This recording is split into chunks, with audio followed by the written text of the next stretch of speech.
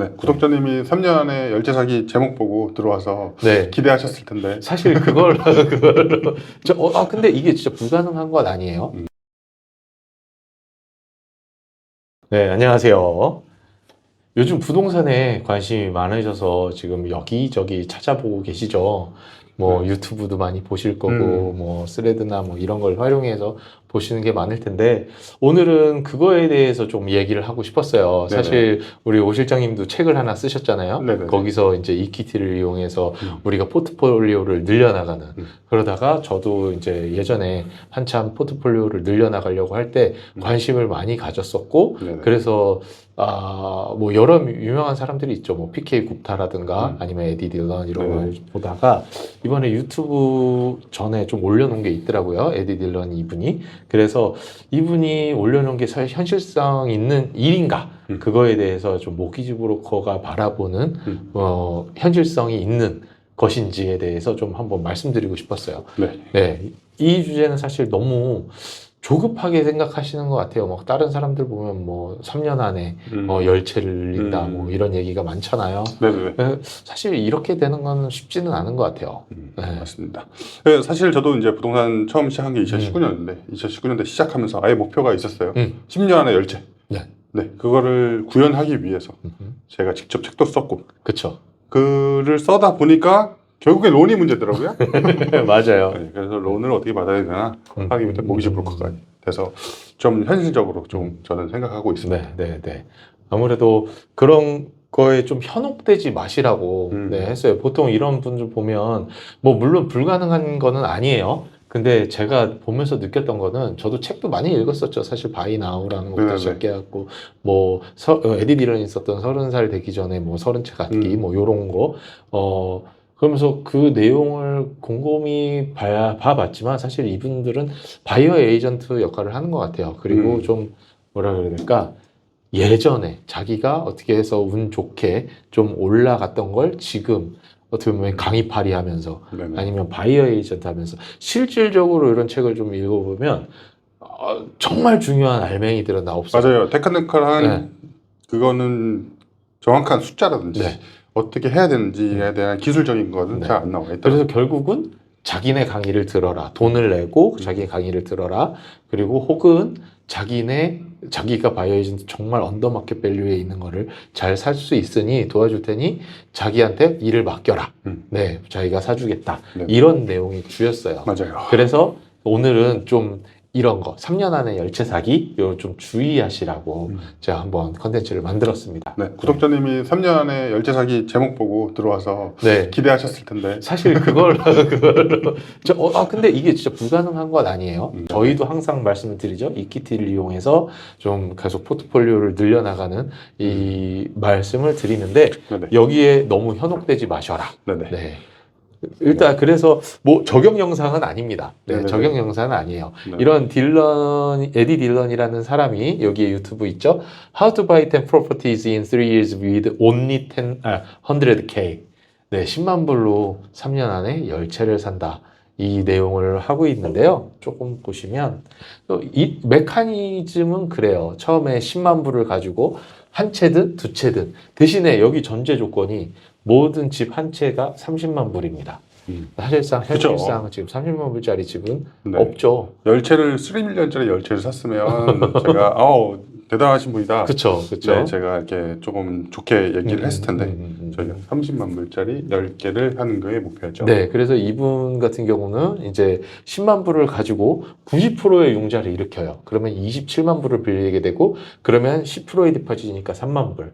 스탬프 듀티 해봤자 몇만 불 안 되죠. 30만 불이니까 스탬프 듀티에 대한 거. 그 다음에 이제 리갈 코스트 이렇게 하면서 이거를 리파이낸스조차도 이제 LMI로 90% 계속 90% 융자를 이용하면서 3년 안에 그러니까 열채를 늘리는 거를 전제 조건으로 하고 있고요. 그리고 언더 마켓 밸류에 있는 물건들만 자기가 사서 그 밸류에 맞게 리파이낸스를 하면서 진행을 하겠다고 합니다. 그래서 이렇게 3년 안에 열채를 늘려나가는 걸 목표로 하고 있는데 어떻게 우리 구독자님들은 현실성 있다고 보시나요? 어때요, 오 실장님? 네, 그 아까 말씀드린 것처럼 제가 부동산 처음 시작할 때 저는 이거를 대략적으로 이제 알고 있었고 이런 책들을 통해 배웠기 때문에 당연히 저는 이제 내추럴 포지션이라고 하는 렌트비가 대출 비용을 감당하면 그렇죠. 다 또 대출이 나온다고 생각을 했어요. 그렇기 때문에 렌트비가 어느 정도 시간이 지나면 올라갈 거고 아무 대출 또 받아서 또 뽑아서 이렇게 했지만 사실 제가 이제 세 채가 넘어가는 순간 용자가 안 되더라고요. 그렇죠. 어디를 가도 너무 힘들죠. 네, 어디를 네. 가도 세 채 이상 되니까 더 이상 융자가 안 되더라고요. 다행히 코로나 때 저금리 때는 조금 더 융자가 가능했지만 사실 지금 같은 고금리 거의 5.5% 이제 네네. 6% 가지고 계신 분들도 있을 거예요. 그런 분들 같은 경우는 사실 한 채도 어려운 상황이 생길 수가 있잖아요. 그래서 이 전제 조건이 굉장히 많더라고요. 네. 이 전제 조건 자체가 사실 네. 그거 같아요. 그냥 만약에 10채를 네네. 다 빌릴 수 있는 바로잉 파워가 있다. 네. 그러면 문제가 되지 않아요. 불가능하지 않습니다. 그리고 그리고 또 그리고 무리한 전제들이 있잖아요. 이게 사실 언더 마켓 밸류. 언더 마켓 밸류에 있는 거를 산다예요. 근데 네. 이거를 찾는 거는 사실상 쉽진 않아요. 그렇죠. 그리고 요즘 한 마켓에서는 정말 너무 어렵죠. 어렵죠. 이렇게 사기란. 네. 그리고 부동산 가격이 10% 정도가 계속 올라줘야 돼요. 매년. 그래야지만 이게 밸류 올라서 이퀴티를 이제 뽑을 수 있는 그러니까요. 그런 형태가 결국에는 되고요. 리파이낸스에서 캐시아웃을 한다는 건 이 두 개의 무리한 전제 조건이 있는 거잖아요. 그렇죠. 여기는 사실 융자의 내용이 하나도 들어가 있지 않아요. 어떻게 돈을 늘려나가겠다, 어떻게 받겠다가 없어요. 그래서 제가 계산을 해봤어요.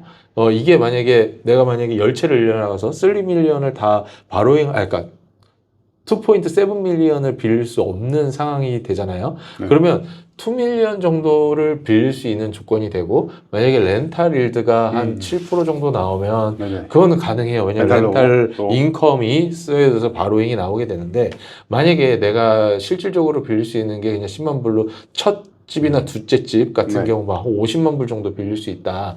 이렇게 계산을 했을 때 그러면 전제 조건이 렌탈 일드가 19% 나와야 되더라고요. 20% 나와야 되겠죠. 네, 19% 정도 나와야 내 바로잉을 안 쓰면서 내 바로잉 파워가 계속 유지되면서 자산을 늘려나갈 수 있는 구조가 돼요.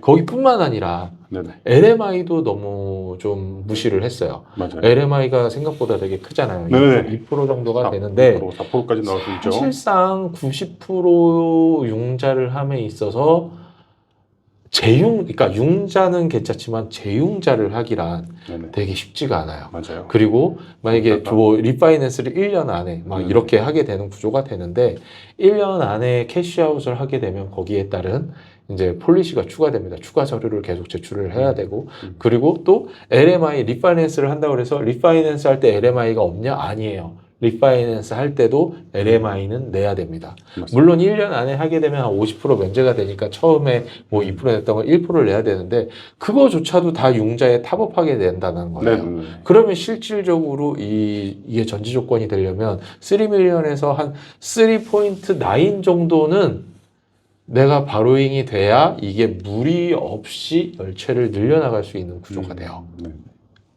맞습니다. 그래서 좀 말이 안 되는. 네, 이게 사실 제가 느끼기에 이 분이 잘못됐다라는 건 아니에요. 이게 물론 가능했을 수 있어요. 근데 이분은 주로 퍼스 쪽이나 애들레이드 이쪽에서 조금 많이 하셨던 것 같은데 특히나 코비드 전에 코비드 전에 그때만 해도 가격이 되게 많이 저렴을 했고 렌탈 일드가 또 좋기도 했고 그러면서 코로나가 지나가면서 가격 상승분이 되게 많이 일어났잖아요.